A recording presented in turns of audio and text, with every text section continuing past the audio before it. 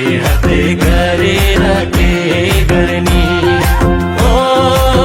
Hello and नमस्ते सबैजनालाई। I am back with a new tutorial.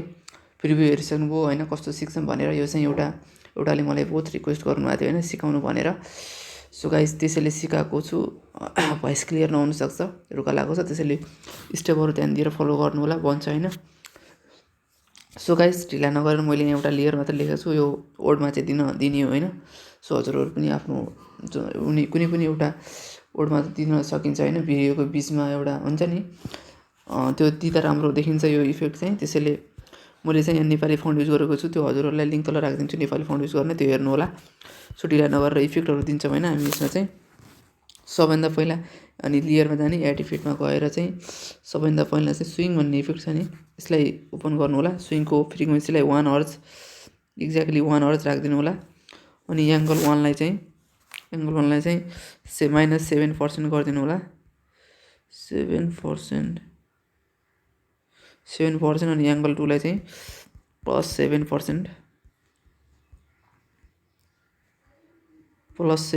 गर्नु होला होइन। यसरी +7% गरिसकेपछि होइन, यति नै हो। त्यसपछि हाम्रो चाहिँ अर्को इफेक्ट हो जसको नाम हो अक्सिलेट भन्ने इफेक्ट सिलेक्ट गर्नु होला। अक्सिलेटको एङ्गललाई 0 डिग्री होइन, एङ्गललाई 0 डिग्री, फ्रिक्वेन्सीलाई पनि फेरि 1 हर्ज, फ्रिक्वेन्सीलाई 1 हर्ज फ्रिक्वेन्सी, म्याग्निट्युडलाई चाहिँ 30 जति राखिदिनु होला, 30 होइन। सो गाइस यति गरिसकेपछि हाम्रो दुईवटा इफेक्ट लाग्यो होइन। त्यसपछि चाहिँ अब हामीले दिने इफेक्ट भनेको टेक्स्ट स्पेसिङ भन्ने हो। टेक्स्ट स्पेसिङ होइन, यसलाई ओपन गर्नु होला। यसलाई ओपन गरेपछि लाइन स्पेसिङ छ नि, यसलाई चाहिँ डिक्रिज गरेर 76% जति राखिदिनु होला होइन। 76% राखिदिनु होला।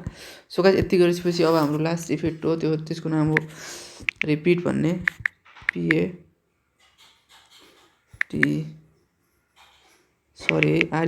हुन्छ होइन, REPAT, रिपिट इफेक्ट होइन। यसलाई ओपन गर्ने।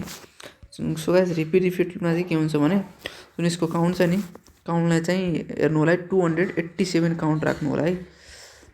काउन्ट 287 है, 287, 88 काउन्ट है।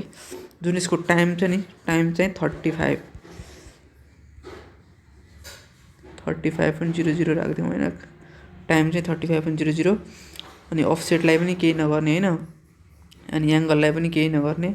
जुन यसको अलि तल आउने, अनि यसको स्केलमा छ नि हामीले की फ्रेम दिनुपर्ने हुन्छ।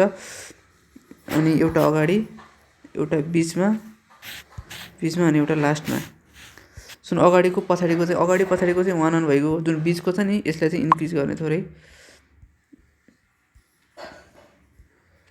के भइरहेको छ? सो गाइस यसलाई चाहिँ इन्क्रिज गर्नु होला। एकैछिन मेरो सायद ग्लिच भएको।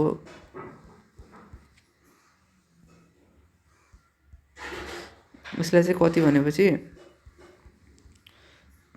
अनि जुन बिचको छ नि, बिचको जुन की फ्रेम छ नि, यसलाई चाहिँ 4.17 जति, 4.1719, 4.20 राखिदिनु होला होइन। सो गाइस यति गरेपछि यसलाई चाहिँ अलि ल्याग गरेको है।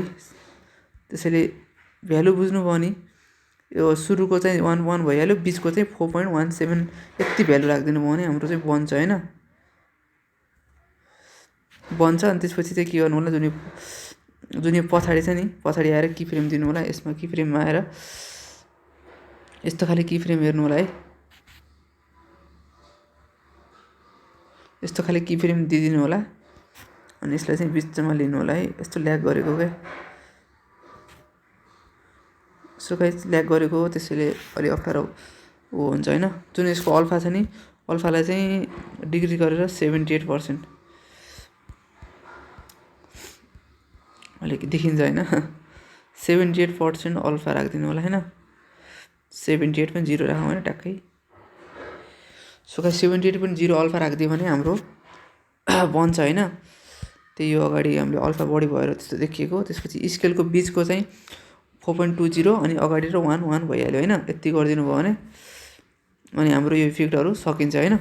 यस्तो देखिन्छ होइन। सो गाइस बन्यो नि त होइन। सो गाइस यति नै हो। भिडियोलाई सेयर गर्नु होला साथीहरु बीच अनि त्यसपछि सब्स्क्राइब गर्न चाहिँ नबिर्सिनु होला हैन बिरामी भएको होला नि भिडियो बनाउँछु त्यसैले सपोर्ट गर्नु होला हैन के कुरा छ भने कमेन्ट गरिदिनु होला हैन see you in the next video guys हैन भिडियोलाई लाइक गर्नु होला see you in the next video thank you for watching है